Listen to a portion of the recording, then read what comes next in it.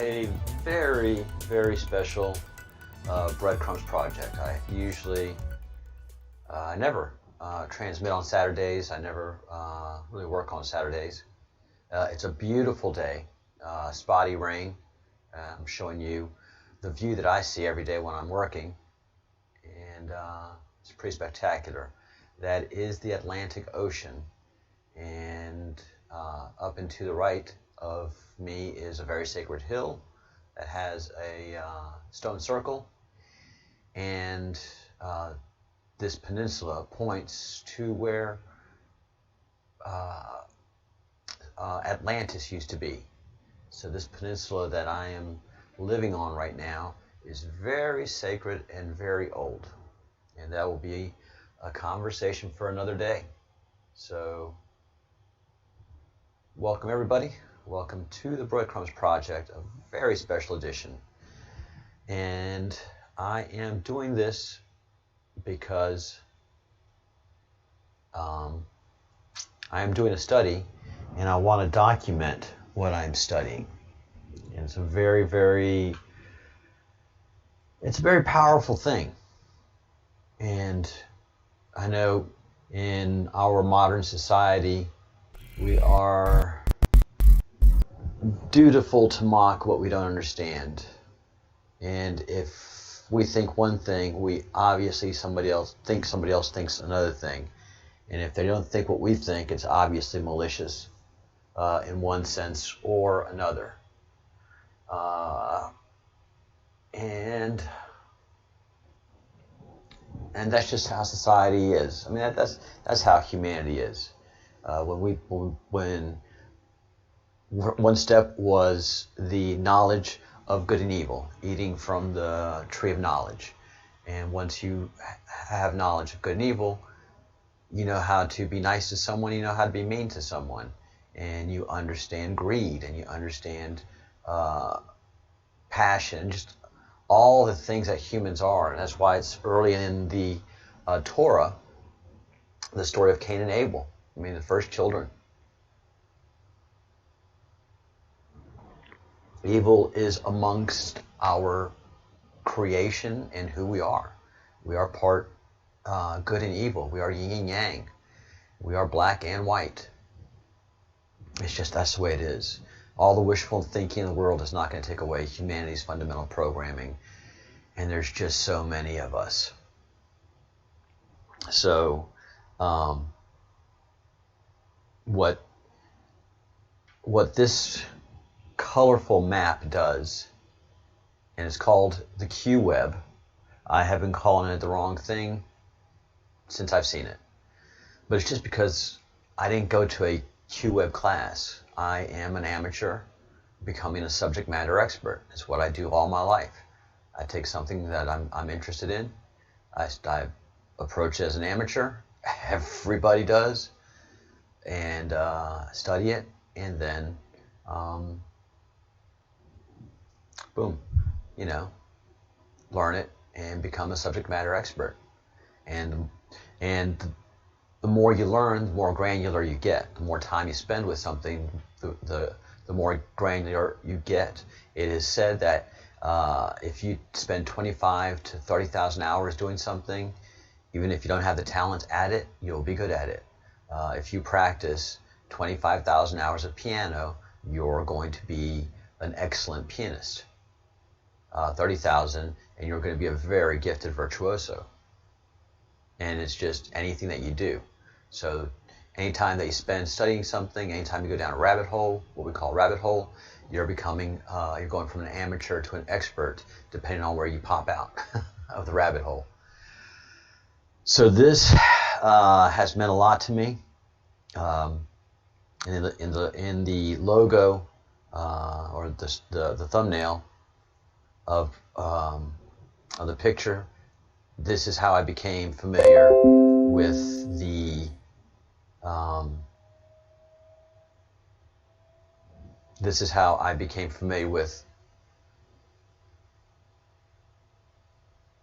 this color, Q key, Q web, Q map. I was calling it all kind of things. So somebody early on when I was becoming familiar with the Great Awakening and the Q, was studying this Q web, and what is still a subscriber and a friend, and sent me this screen capture. She was studying on the phone, was really zoomed in and saw Breadcrumbs. And I've been the Breadcrumbs project for at least 7 years now. So that was huge. And I was like, oh, wow, that's crazy, huh? Crazy. And what I found out was, which is more crazy, this is the end of the Q web. So in the upper left-hand corner is the start, and on the bottom right-hand corner is the end. And the end is breaking up that Soros, Roths, and Saudi Rothschilds power triangle, which is basically what is representing the Illuminati at the time, and the worst areas of the Illuminati, which is the satanic group. So that's where I came in. And so it's just been through all the other things I've been working on and studying, this has been dogging at me. And so today, I start the process of unwinding what this is. First, we have the Great Awakening map.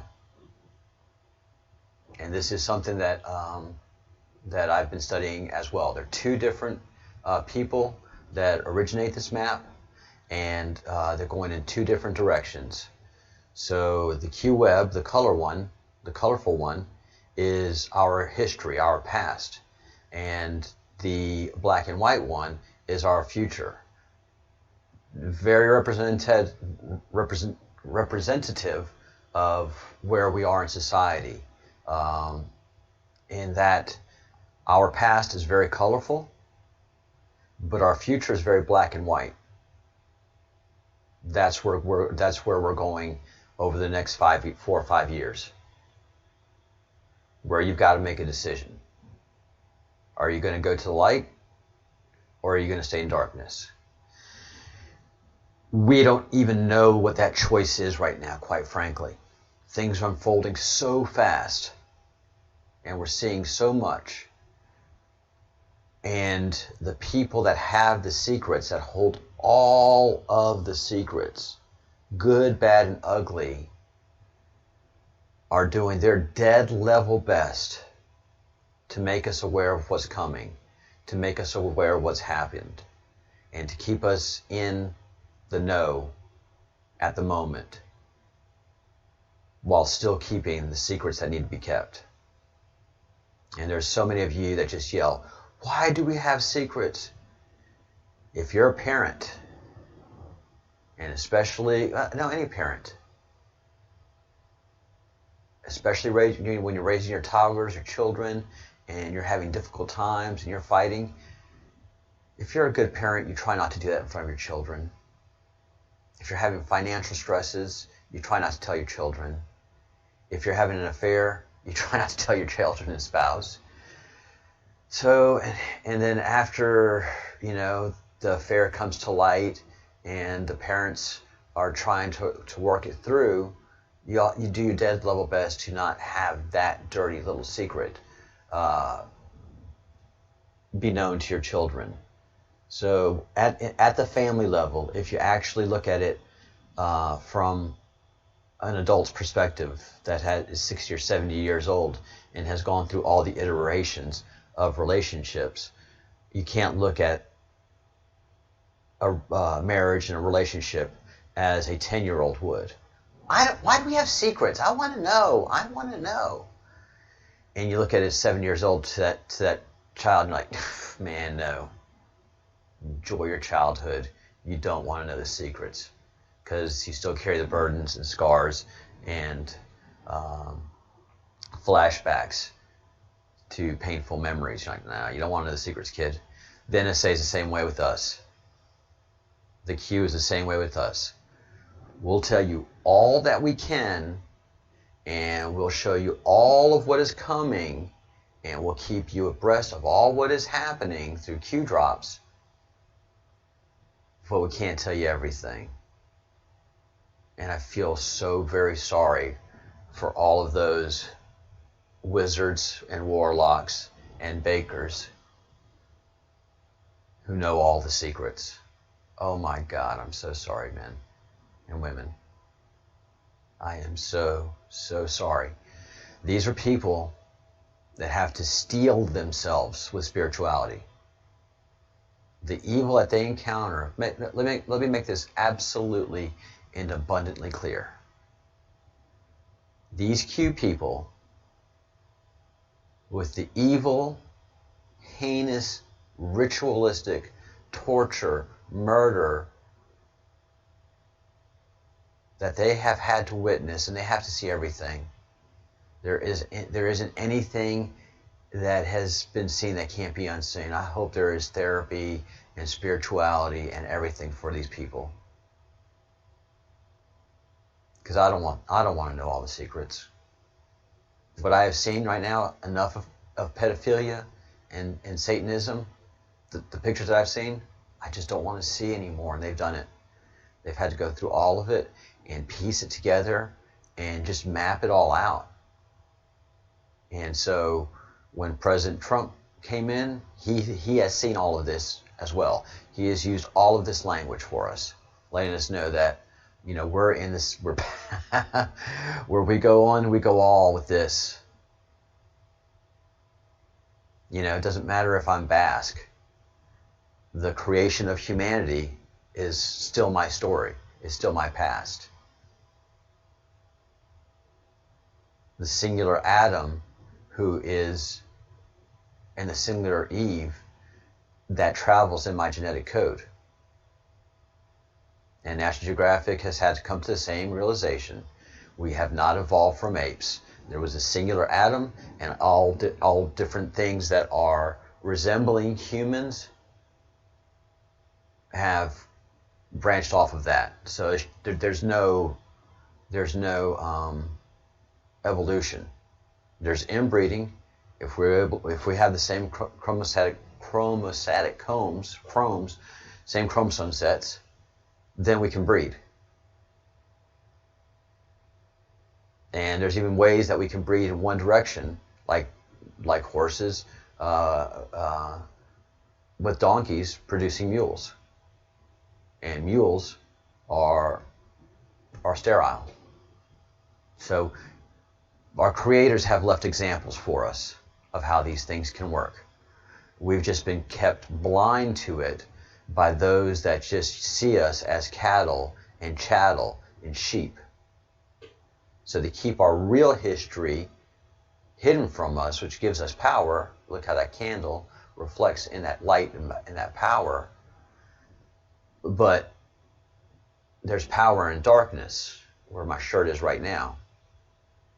There's real power in that.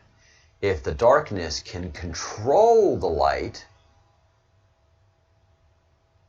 then they can harvest it and enjoy their great darkness.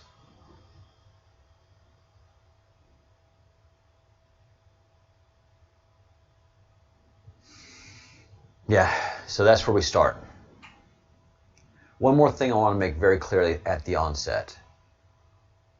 The spirituality that is going to be challenged as we move forward in this study requires you to question your spirituality and find the Creator, capital C. The idea of gods and God is at one level. But I've made my decision just to go to the Creator. And that's where my faith and my power lies, and my spirituality. Yeah, it can be confusing. But through all of this, you have to stop when you go too far. And you have to pray, you have to walk, you have to relax, you have to process it, because it's a lot. So we have the Great Awakening. That is our future the great solar flash, it's something that we have to prepare ourselves for. And it's probably going to be happening in the next 4 to 5 years. And it's basically the sun is going to do quite a big flash, and it will probably be so big that it will it'll not destroy the earth, but destroy life on earth. That is the great solar flash, and it's going to be, and we already have seen in our studies that the sun is doing some kind of flashes. If you go to Wage's World, you can do your independent study there. He is a master of the sun, and he will show you much of what's going on with the sun that NASA can't even begin to talk about, but we're using all the tools that NASA has to see these things. So clearly, in what Wage talks about and the realities of what's going on in the sun, and he's been doing it for a number of years now. He's done that work. He's gone from amateur to studying hundreds and hundreds, now thousands and thousands of hours of the sun tools that are available, which are pretty magnificent. And he's able to give master classes and keep us up to date of what's going on in the sun, which is very strange. If NASA was NASA, and again, not everybody at NASA is evil, they're just asleep. But if NASA was NASA, they would be telling us of these things. But these guys, the dark people, they don't want us to know about that stuff. They want to keep feeding off of us, stay rich, stay powerful, and exercise.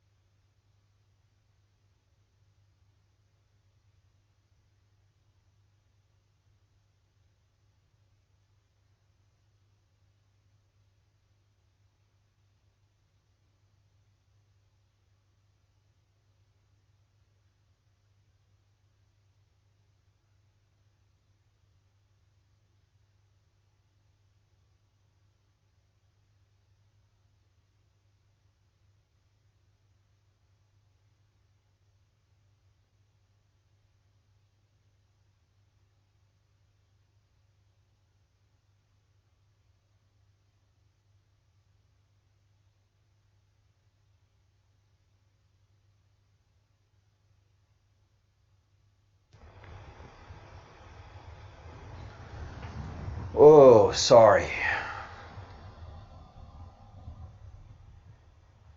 Thank you for the email, whoever sent it.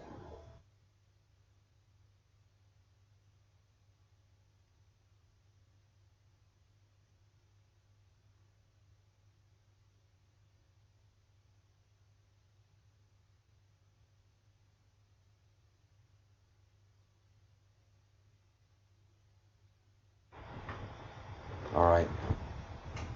That's interesting. All right, let me get my backup. Hold on one second, guys. Let me get my backup. Mike, going. All right. So what I was saying, this is project management. Yeah, I don't know if NSA killed my mic at a certain point in time, but we're so far in the operation that if these truths come out in a small channel like mine, so be it. But this is project management,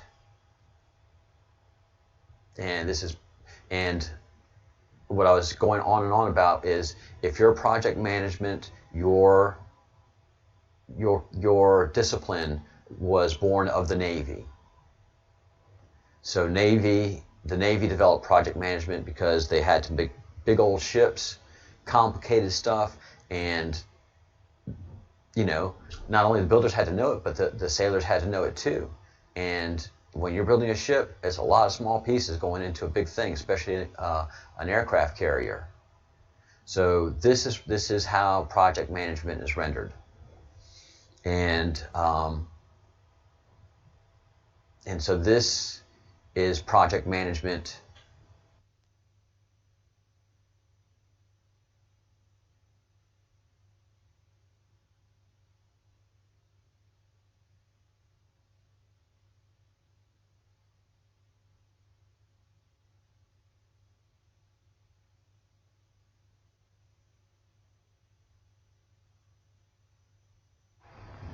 Why do you keep dying? All right, hang on.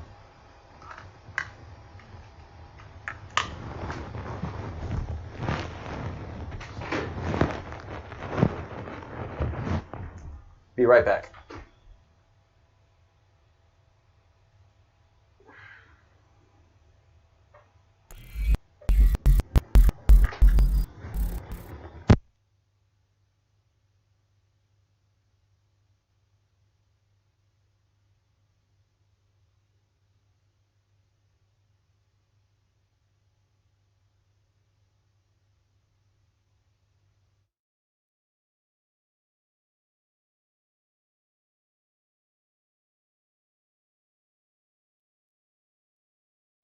All right, I think I've got it. Just change devices, and it's up. Okay, hold on, hang on.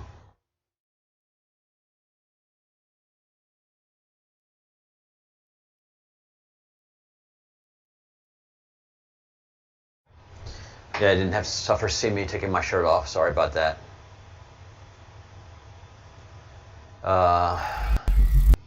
It seems like it was just the battery. Battery gone bad. I apologize for that. All right, back to just a simple thing I was saying. This chart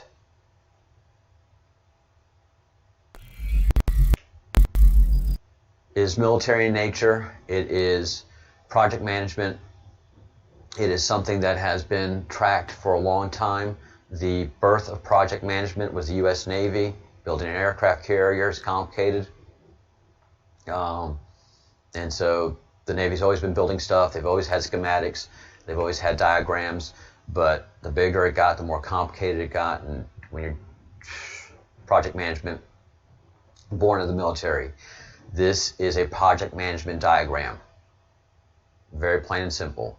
And so this has been accumulated over since NSA was born, and since the CIA and World War II, and the agency before it, but fundamentally CIA collected all this occult data, didn't make it generally available to the CIA regulars, they just did their CIA orders, being the secret agency. But there's the CIA, and the CIA was there for a while, but there's a whole upper echelon of CIA that the lower middle echelons don't know about. They can feel it, but they don't know about it. And then the regular CIA street people have no clue. They hear mutterings and like, that's conspiracy stuff. But the CIA handlers, the owners of the CIA, the people that run the CIA, that President Trump had to be elected to take out, have a lot of money. They have a country. It's called North Korea. So CIA started gathering all of this occult data and basically merged with it, and they used the United States to find a lot of their occult materials that had been lost to time in space. Raiders of the Lost Ark is not far off from the truth, the precipice of it. And it started with the Nazis looking for occult stuff, and then the Americans just got all that stuff, and a lot of the Nazi occult that came to the United States merged up with the pedophile elite that was already here, and it was all already connected, as we're going to see in this chart. World War II was orchestrated. All of the wars are pretty much orchestrated, and it's just to keep us at each other's throats so that what originated way in the past can control us until the end of time. So it's been going on for a long time. How long? All right, let's get started in the chart. Start. Adam's calendar. Adam. Adam is who humanity is. Modern man. It started in the Garden of Eden. Before we became, hip and like we are, people with the ability to decide good and bad, good music and bad music, good clothing, bad clothing, good food, bad food. We didn't have that. We were just robots. So if you go back and see us in Sumerian art, the way humans were depicted, we were void of reaction. We were basically bio-robots. We just stood in a prayerful mode like this. We didn't wear shirts. We had dresses, and that's how we're depicted in Sumerian art. And then there's a point where we have expressions. So early human depictions, we were expressionless. Later human depictions, we had expression, we did things. Pregnant women were shown, depicted, so as a teaching tool, and humanity got more and more depictive in their art. And the Adam is when we come to know good and bad. Adam and Eve. And so that's when our calendar, as modern Homo sapiens, with the ability to decide and to grow, would start. Nephilim. Those are the gods. Those are the ones that came from heaven to earth.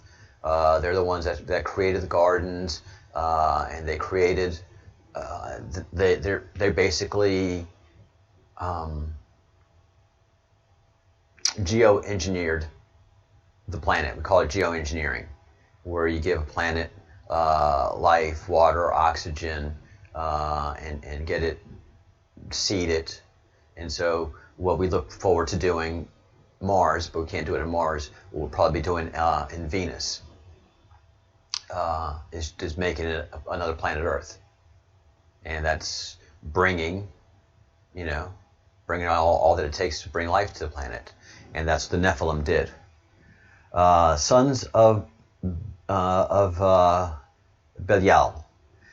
That's when the gods and humans started to intercourse.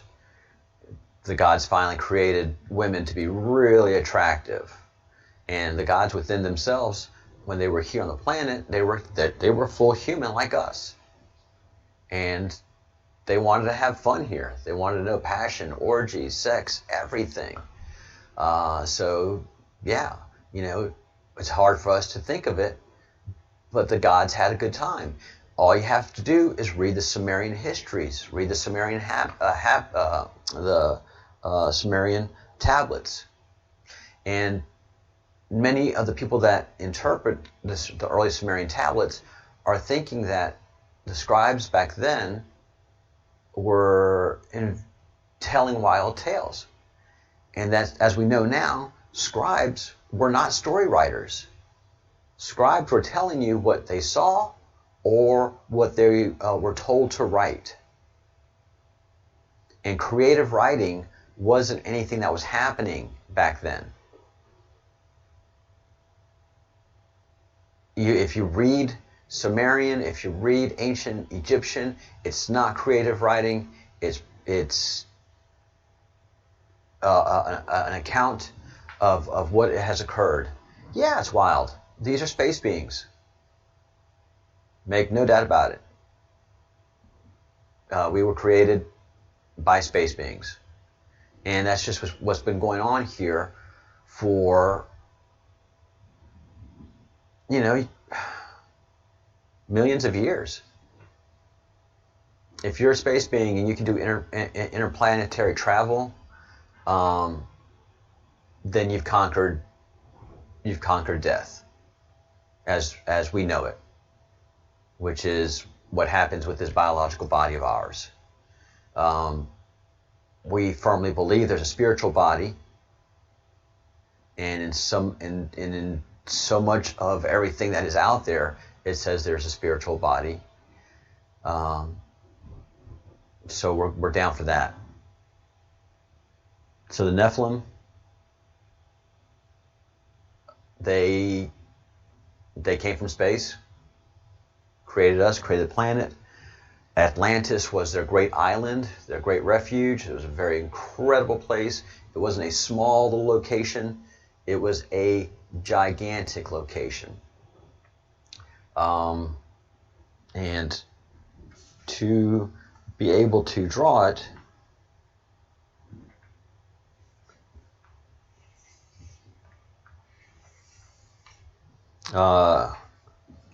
basically that's how it looked.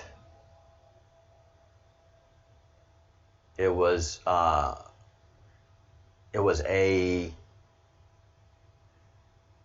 set of islands, basically. A set of islands, and you can't just have it like that. You have to have water coming in and out. And so basically it had for ships to come in and for it to engage in trade, which Atlantis was very well known for. It had all the money, and so it created trade around the world, the original Atlanteans. But then it was destroyed. And what could have possibly happened to it? Well, there's signs of it all around humanity. But basically, these people, I think, are the remnants of Atlantis. Because this does not make any sense. That candelabra, the candelabra of the Jewish people, it just pops into history, but symbolism is everywhere. So Atlantis goes, and the Jewish people, the Sumerians, go back that far. Because if you're anti-Semitic, you're anti-Jewish. A Semite is a Sumerian. It's not a Jewish person. a Jewish person is a Semite.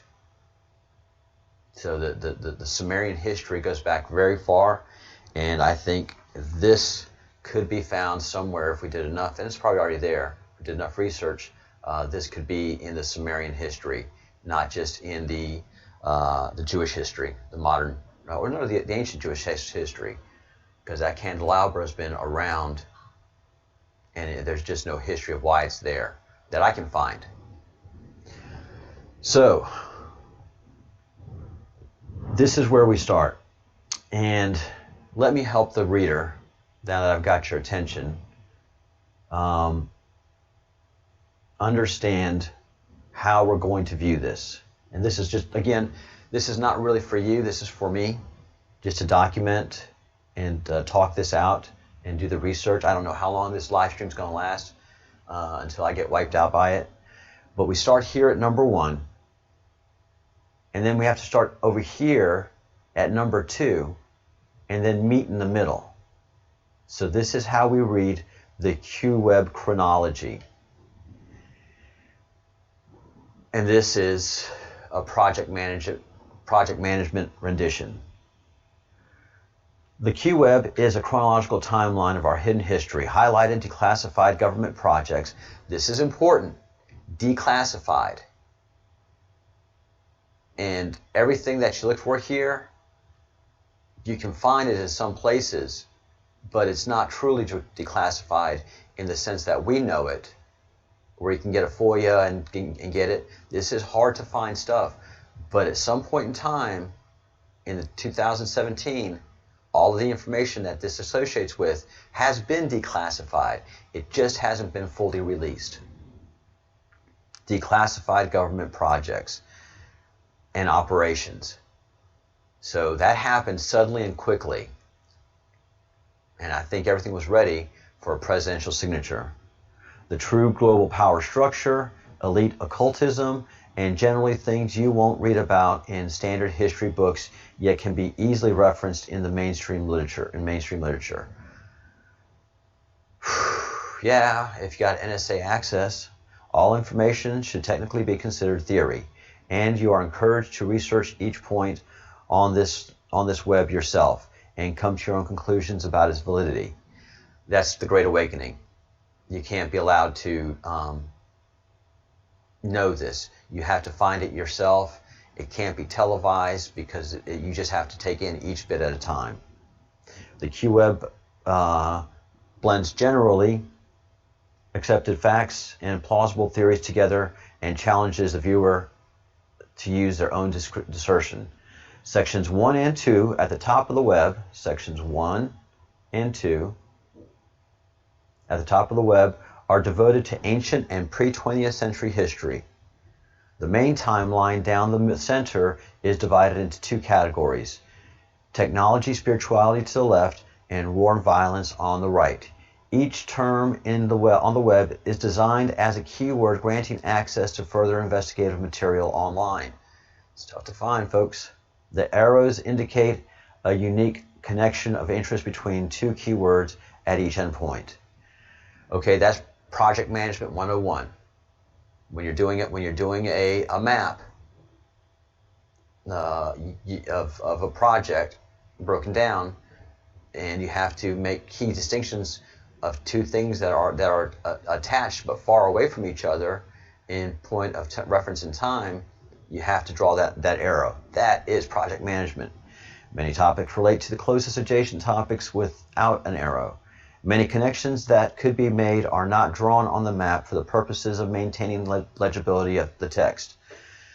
So the things that surround things are connected. They just don't have arrows to them, even though if they're kind of far apart or together, the reason of their location is because they are related.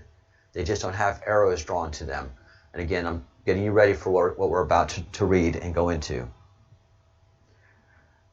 The key to the QWeb shown here is divided into 9 colorized sections, which correspond to the topics shown in the legend at the bottom right, at the bottom of the diagram. All right, this is where the Great Awakening map comes in. The Great Awakening is upon us. This is not the Great Awakening map, but they're related. The Great Awakening is upon us. History is being rewritten not by the victors, but by the individuals and the collective consciousness connected to Source.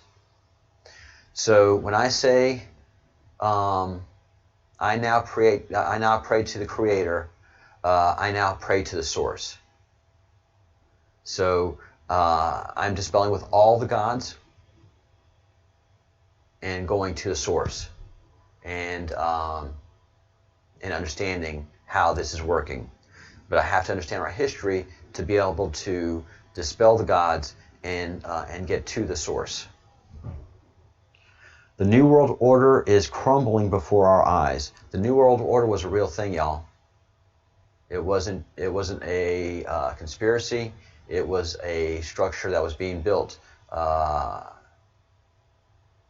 in and around us, in plain sight, but we thought it was all for good. And no, that's how evil works. Evil knows how to control good because, we're...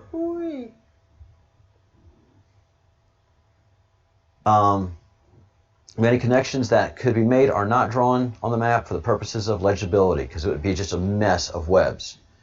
The key to the Q web shown here is divided into 9 colorized sections which correspond to the topics at the bottom section. I'm sorry reading that because I didn't show that. These are the 9 areas: antiquity, pre-modern, extraterrestrials, ETs, green, fascism, red, MK Ultra. That's how they've been able to control what we see and what we do. I mean, what we see and hide what they do is the MK Ultra project, which is how they control media, news, Disney, Hollywood, New York, with all the major channels, is through the ongoing MK Ultra program, which is still going on today. That's why all the news stations repeat the same thing, and they can't talk about obvious things that are happening, like Antifa and the violence and the burning of the cities. They still have to say that's peaceful protests. That's MK Ultra working on you. Depopulation, false flags, geo-warfare, and now the Trump era, yellow at the bottom. So you see these things here, and they all relate to that. All right, getting back to the Great Awakening. The Great Awakening is upon us. History is being rewritten not by the victors, because the winners of each war have always been the cult of Baal. It's never been the country. And the losers have never been the losers. We've all been the losers because we engaged in a war that was contrived and controlled. By the victors, but by the individuals. All of us that red pill, all of us that wake up, are going to be rewriting history. We are the news now. I am the news now. And the collective consciousness connected to the Source. The New World Order is crumbling before our eyes. We're using the cyber weapons against them, and we're winning. They developed all of this stuff to control us, but by the digital warriors coming online individually, we're using their platforms to defeat them. That's why we're in the news now. That's why the deep state people are putting forward a resolution in the House of Representatives condemning us, because we are taking effect. They have to fight us. Find high-resolution digital files of the QWeb and other diagrams on the Deep State Mapping Project website. These diagrams are hyper sigils intended to accelerate the awakening process, signals, and help you spread truth and light. You are encouraged to share this information in the most effective way you deem appropriate. The survival of our republic, and indeed the human species, may depend on it. Victory is near. It's Deep State Mapping Project. So you can come here to the website, deepstatemappingproject.com, download this color web, and do the work yourself. So, who is the producer of this? It's Dylan Lewis Monroe. This handsome, dashing young man with flowing locks of hair. I am not bitter. I'm not. Dylan Monroe is an American artist based in Cincinnati, Ohio. Since 2014, Dylan has been focused on fine art and its application to his own vision of fashion. In 2017, Dylan began the State Mapping Project.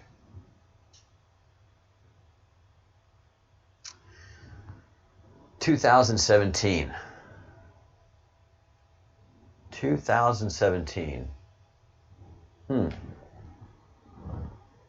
What also started happening in 2017?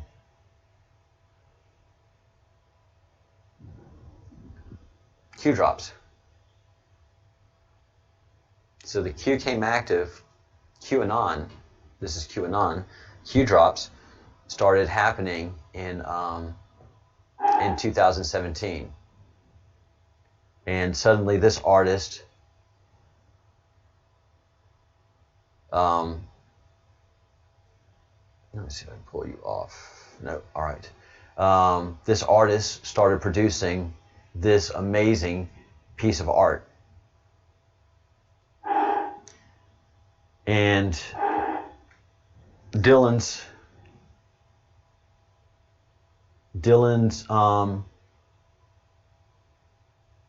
background is in the fashion industry.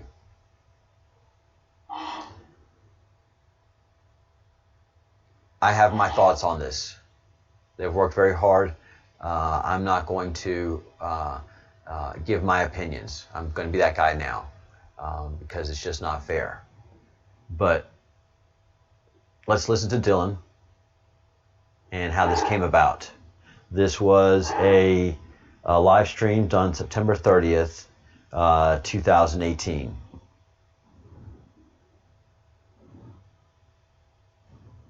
Just can't believe the amount of detail that you've put into some of these maps. I mean, it's just fascinating. I am an art collector, and I can't wait to have an autographed poster behind me here. The one in particular that I'm looking at is the Cult of Baal. That's insane. But you got started with QWeb.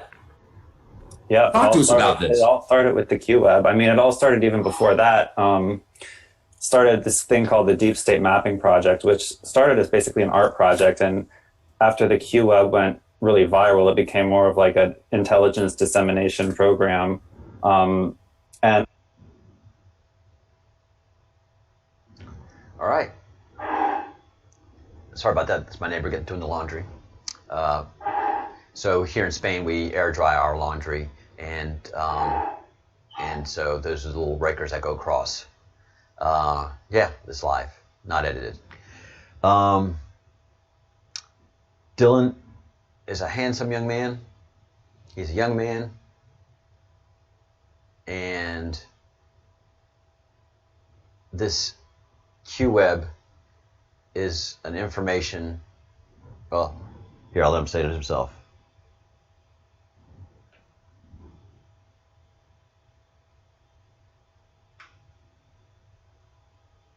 Started with QWeb. Yeah. Talk to us about this. It all started with the QWeb. I mean, it all started even before that. Started this thing called the Deep State Mapping Project, which started as basically an art project. And after the QWeb went really viral, it became more of like an intelligence dissemination program. The QWeb. It's an intelligence dissemination program. All right. So this is far beyond our man Dylan and his talents. He is just the messenger, and that's all I'm going to say about that. That understanding that he is a messenger gives me the confidence to say, all right, this is coming from who I think it's coming from, which is Q and QAnon, and QAnon is going for all the marbles, because this is the end game. This is the end game. It's been going on for a long, long, long time. So the evil that Obama and Clinton represent go back to the start of this. So we start here, and then we're going to go over here, and then we're going to go right down the middle and understand this. But you have all the biggies here. You got Atlantis, the Vatican, and the Templars. I've studied all of it over the last 15 years, and all of this makes absolute clear sense to me. All right. So, crystal technology and the emerald tablets. This is just background information. If you don't know about it, pause the video, go do your research. It's not anything that I'm going to stop on right now because it's not anything that we have access to. If they are still around, that's going to be amazing. If not, it is what it is. Sphinx, pyramids of Giza. The Sphinx and the pyramids of Giza were there before the Great Flood. That's why, that's the distinction. This line right here, the Great Flood. The Sphinx and the pyramids were there before the Great Flood. Anybody who has studied it, and anybody who has studied the Sphinx, especially the work that John Anthony West did, rest his soul, and I'm sure I have a few John Anthony West fans watching the live stream right now. He was right. He was right, and he was right. So the Sphinx shows great wear and tear from water and water activity, and the enclosure shows great activity from rainstorms. So the history before the flood of the Sphinx is an interesting one, and after. So the head of the Sphinx was reformed at some point in time. We don't know when, but it looks like it was after the flood because it doesn't have that same water damage. So the head of the Sphinx is post-alluvial, post-Great Flood, and the Sphinx itself, the body of the Sphinx itself, the pyramids, and that Giza plateau is pre-alluvial, pre-flood. We would also probably think that a lot of the really incredible art and statuary that is made of granite is all pre-alluvial. That when the Great Flood happened, all the great tools that made that stuff all went away. Because the Great Flood was a catastrophic event meant to destroy everything. So there was a great battle before, and when the Creator came back and said, what are y'all doing? Wiping this thing out.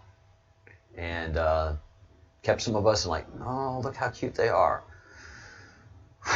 They are cute. All right. Let's get this place ready for them. So yeah. That's what the Great Floods are all about. So we had Atlantis, pre-flood, and then we have the Sumerians. Actually, this is a better representation. We have the Sumerians, post-flood.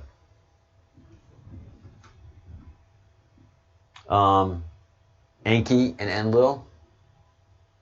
If you study the Sumerian tablets, you're going to know who they are. And Enki and Enlil were the two gods that cared for us and fostered us and recreated the earth, and we worshiped them. And they had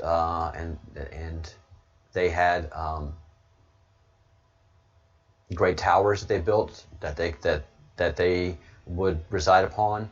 That it was impossible for humans to climb. It was the ziggurats that were there post the flood were massive.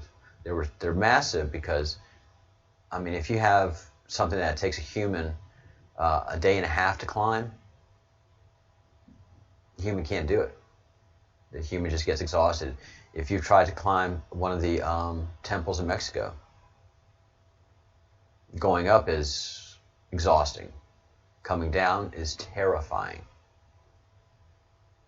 So those were created in a sense to keep us from going up.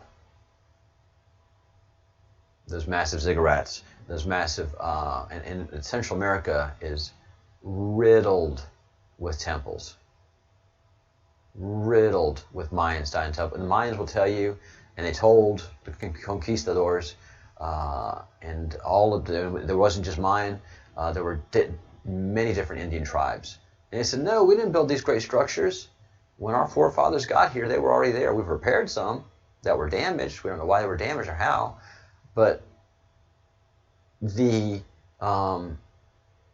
Central American tribes did not have iron. They had no way to construct any of those temples, any of the Mayan and Inca temples and all those things. They had stone tools. They did not have the ability to build any of those things. So all of that was pre-alluvial as well. But that isn't as famous as the Giza pyramids. So cuneiform, a very complicated writing, was created, and the Vedic age, the Vedics, the Veda, understanding the energies, that is all done by our Creator. So how yoga is practiced and practiced so perfectly in India, and how someone can live so well simply by practicing yoga is one of the gods that was on planet Earth and really wanted to explain how the spinal column works and how your spirituality really is. And if you do practice the purest forms of yoga in the most ancient traditions, not the modern yoga that we think of today, then it takes you a long time, but you get it. You don't have to eat a lot of food. You don't go to the bathroom a lot, and you live in a very peaceful manner until you get to civilization. So all of that, Hindu, Vimana, all of that comes from extraterrestrial energies. Pink, again, is antiquity, and green is ET. So we're in pink and green right now, and just heading down.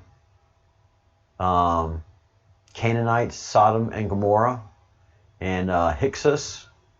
So the Hyksos, which were a tribe of people that lived in Egypt, that were driven out by the Egyptians. Some say that was the tribe of Jacob Israel. Those were the Jews that were driven out or escaped, depending on how you want to look at it. But the Hyksos were the Canaanites, and the Canaanites had to escape Sodom and Gomorrah, so they because of what was going on there. What was going on there was the stuff of Baal. And one of the things that we have above the start is Marduk. So there's always been a great evil in humanity. So if you think of Sodom and Gomorrah, there in those places, the Sumerians that lived there were practicing great evil. They were creating pedophiles. It was a nation of pedophilic people. They wanted to know you. When the angels came to Sodom and Gomorrah, looking for a decent family, they found one, and so that is a complicated but real story, and all that went down with that will probably we'll probably do a study of that, as a matter of fact. And but because I'm learning all this new as well. Ancient Nuke Wars and Set and the Pharaohs of Egypt.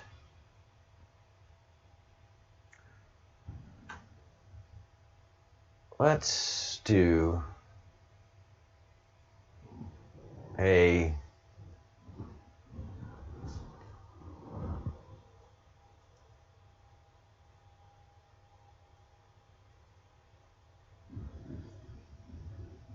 DuckDuckGo, Sodom and Gomorrah. Let's bring up that story.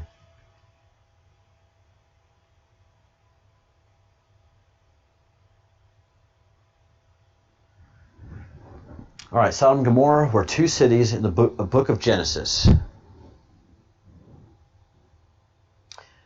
And throughout the mentioned in the book of Genesis. So the book of Genesis is the oldest part of the Torah, oldest part of the Christian Bible.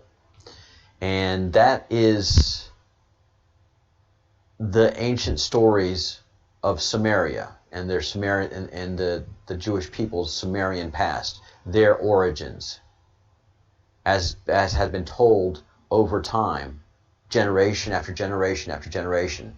So these are all oral traditions, and telephone was bound to happen and did happen. But what we've been able to do to verify these stories that are in the Torah and the Bible, well, we've found them in the clay tablets of Samaria. So the flood story is throughout a ton of tablets in every king's library that we have found several versions of the flood tale. So all of this gives legitimacy to that. So Sodom and Gomorrah was in the book of Genesis. It was in the oldest Old Testament, and it's talked about throughout the Bible. Why? Because that's where humanity does its worst, and that's basically where Baal was doing its thing. And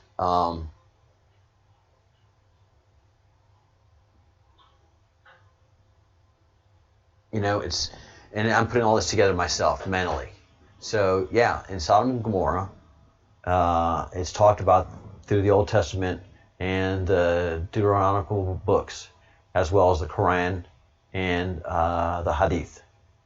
According to the Torah, the kingdoms of Sodom and Gomorrah were allied with the cities of Adamah, Zeboiim, and Bela. Again, Bela. These 5 cities were known as the cities of the plain, from Genesis in the King James Version. Were situated on the Jordan River, the plain in the southern region of the land of Canaan. The plain was compared to the Garden of Eden as being well watered and green, suitable for grazing livestock. Divine judgment was passed upon them, and 4 of them were consumed by fire and brimstone. So divine judgment was passed upon them and consumed by fire and brimstone. So ancient weapons, ancient aliens, however you want to call it, it was just bombed, just like we would do a good old bombing now, as using our aerial weapons. Back then, it was a crazy thought, especially in medieval times, and now it's every day. Neighboring Zor, Bela, was the only city spared. In Abrahamic religion, Sodom and Gomorrah had become synonymous with impotent sin, and their fall with a proverbial manifestation of divine retribution.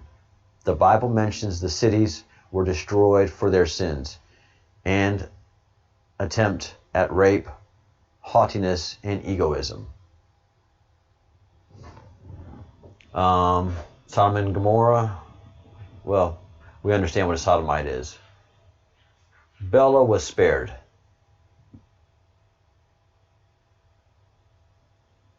What is Bela?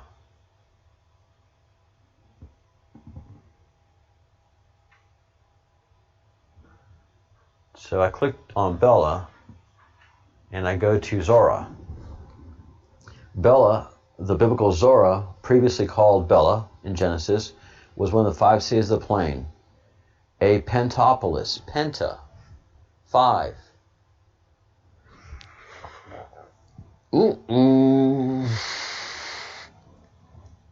Apparently located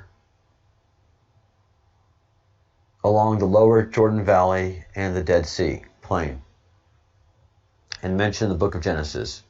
It was said to have been spared the brimstone of fire, which destroyed Sodom and Gomorrah, in order to provide refuge for Lot and his daughters. It is mentioned by Josephus, by Ptolemy, and by Eusebius and St. Jerome in the Onomasticon. Onomasticon. Owing to the waters coming down from the mountains of Moab, Zorah was said to be flourishing oasis where the balsam, indigo, and date trees bloomed.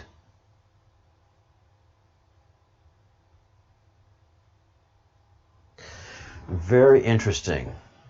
Very, very interesting. I'm sorry about Bela, pentagram, and Baal, and Bala. It's just too coincidental. So Marduk. Let's do a little deep dive on Marduk, just to understand what evil is and how old it is.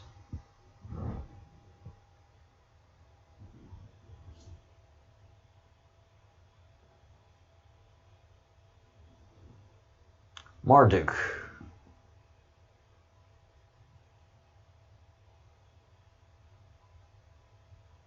Marduk, cuneiform. So he has a cuneiform name. That's how old he is. Sumerian, called calf of the sun. Solar calf. Greek. Hebrew. He's got a Hebrew down. Modern. Tiberian. Was a late generation god of ancient Mesopotamia and a patron deity of Babylon. When Babylon became the political center of the Euphrates Valley in the time of Hammurabi, Marduk slowly started to rise to the position as head of the Babylonian pantheon, a position he fully acquired by the second half of the second millennium before Christ. In the city of Babylon, Marduk was worshipped in the temple Esgila. Marduk is associated, and again, it's not a temple, it's a ziggurat. So Marduk was as real as you and I. It is associated with a divine weapon, Imuhu, his symbol, animal, and servant. His symbolic animal and servant, whom Marduk once vanquished, is the dragon. And Mashusu, Marduk, is the Babylonian form of his name. The name Marduk, pronounced Marthuk. The etymology, Marduk, is conjured and derived from Amor, immortal son of Utu, or bull calf of the sun god Utu. The origin of Marduk's name may be early generation, cultural ties to ancient Sippor, whose god was Utu. So, all this stuff happening 3,000 years BC is very real. These depictions aren't made up. This stuff is happening. And Marduk is very, very old. I won't get into all of this, but I'll get down to Bel. During the first millennium BC, the Babylonians worshipped a deity under the title Bel, meaning Lord. And that's Baal, who was a Synchronization of Marduk, Enlil, and the dying god Demozded. Bel held all cultic titles of Enlil, and the status in the Babylonian religion was largely the same. Eventually, Bel became seen as the god of order and destiny. The cult of Bel is a major component of the Jewish story of Bel and the dragon, the apocryphal additions to Daniel. In the account, Babylonians offered 12 bushels of fine flour, 20 sheep, and 50 gallons of wine every day to the idol of Bel, and the food miraculously disappears every night. The Persian king, Cyrus the Great, tells the Jewish wise man Daniel that the idol is clearly alive because it eats the food it is offered. But Daniel objects that it's only clay on the inside and bronze on the outside, and has never tasted a thing. Daniel proves this by secretly covering the floor of the temple with ash. Daniel and Cyrus leave the temple, and when they return, Daniel shows the king the human footprints that have been left on the floor, proving that the food is being eaten by 70 priests of Bel. Bel is also mentioned in the writings of several Greek historians.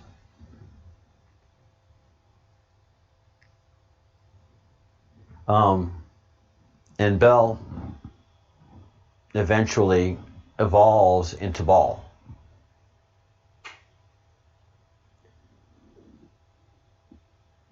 And so this is basically where we're at in our story, is roughly 3000 BC. The pharaohs of Egypt, Osiris, Ra, Isis, the dream stele. The dream stele has a connection. And it is the monolith in Stanley Kubrick's Space Odyssey, 1968. Space Odyssey being an incredible movie. So the monolith has a representation, and the dream stele was probably very real, where if you went and dreamed by the stele, you'd be able to communicate with higher beings. So right now, I am in the circle right here of the pharaohs of Egypt. High priest of Amun, the Ark of the Covenant, a very real thing, and something that Templars were searching for, found, but never could get a hold of. And the ancient Celts. This has our first long arrow that goes back to the Druids of Stonehenge. And so the Druids of Stonehenge and Druids, ancient Celts, were connected to the Egyptians, and that history continued over time as oral history and worshiping of the stars and astrology. This is a very powerful connection. So, one thing,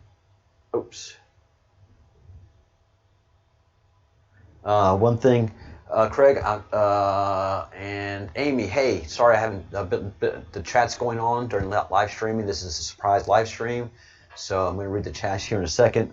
I'm going to pause the live stream for right now, and come back to it in a little while because I need to take a break, quite frankly.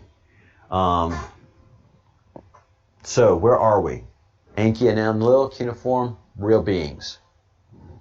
The Canaanites became the Hyksos.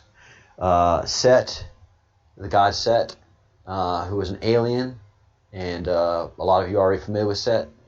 Again, these were real deal. Set adopted the Hyksos, and Set, Satanism. Oh, I just saw that arrow. Okay. So Set and Satanism is a real deal. Hyksos, Sodom, Set, Satanism. So if you are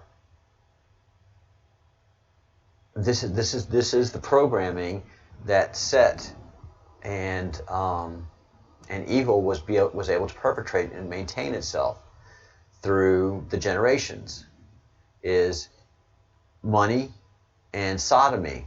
And if you're able to sodomize your children, then you are able to maintain your power, because they can't help it. They're pedophiles themselves. They just view themselves differently, and it's just a bizarre and very powerful structure, the sodomites. So that is where it came from. Baal, Bela, the god Baal, all of it is connected. Set, Satanism, Baal, Lucifer, that one true evil. All right. Let's see.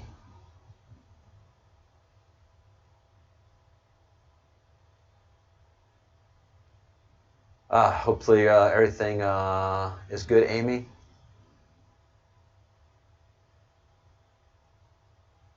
Yeah, I'm glad you were able to download maps, Amy. What do you think of ratchet structure? The Rashat structure is. Craig, I have no idea. I've never heard of it before. I will look it up. But yeah, we're taking a break here because we now understand where evil is, where evil came from, and how it's able to perpetrate itself. And I have been live for an hour now. So, in 10 or 15 minutes of it, y'all couldn't hear me, but I got you caught up. So, Baal is a cult of Baal that still goes on today. It is the deep state. It is the deep state. It goes back to Set, it goes back to Canaanite, and it goes back to the one city of the five, the pentagram cities. So that's where the pentagram comes from. That's where the pentagram comes from.